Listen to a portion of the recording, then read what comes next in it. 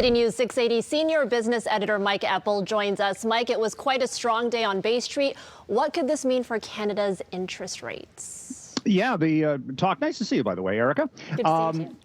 It was one of the best days in months, and we're coming off a three-day long weekend here, Thanksgiving weekend. We had the horrible events of the weekend in Israel, now war between Israel and Hamas, and they say that the market has no conscience. We saw stocks and bonds and energy and currencies all go up today. Initially, yesterday on Wall Street, the market did sell off, and then it was revived by speculation that we've reached this peak for interest rates. We've heard a lot of discussion from central bank officials ahead of rate policy announcements coming up on October 25th here, November 1st in the United States. And the signals are that after all of those interest rate hikes to slow the economy, bring inflation under control, they might be done. And that was basically a buy signal to the markets which had sold off, whether it was bonds or stocks. Everything from much of September was down, early part of October, all down, and now this mindset change about interest rates.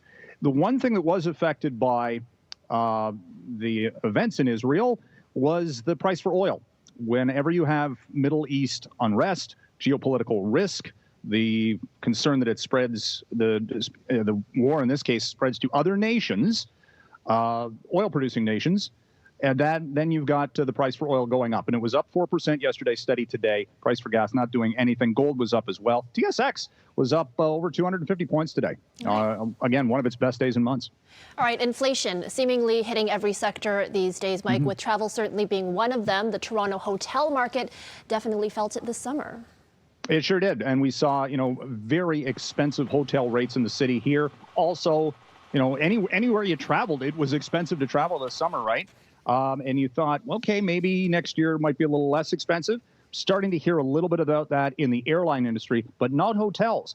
American Express says next year expect higher prices for hotel rates because business travel will be back. All of those meetings that have been held on Zoom for the past couple of years, companies have been looking to cut costs as well, so they haven't been sending their employees all over the place. We've seen some of the big conferences come back, yes, but not to pre-pandemic levels. Could see that start next year, so expect higher hotel costs coming up in 2024. That could throw a wrench in a lot of people's travel plans for sure. It could. Okay, and it's a happy anniversary for one of the world's most popular seasonal drinks. We were just talking about this, Mike, you and I. Apparently not part of this group, but a lot of people love it.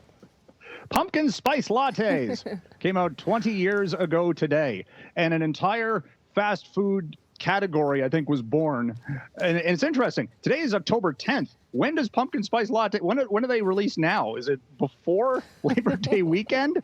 And everybody, of course, has gotten involved. But it was Starbucks that started this whole craze, if you will.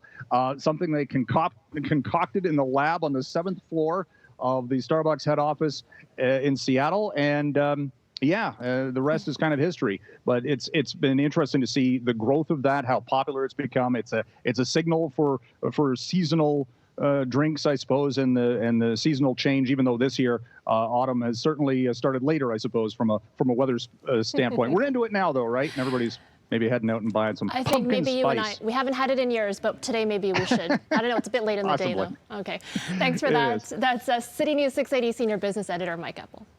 Thank you.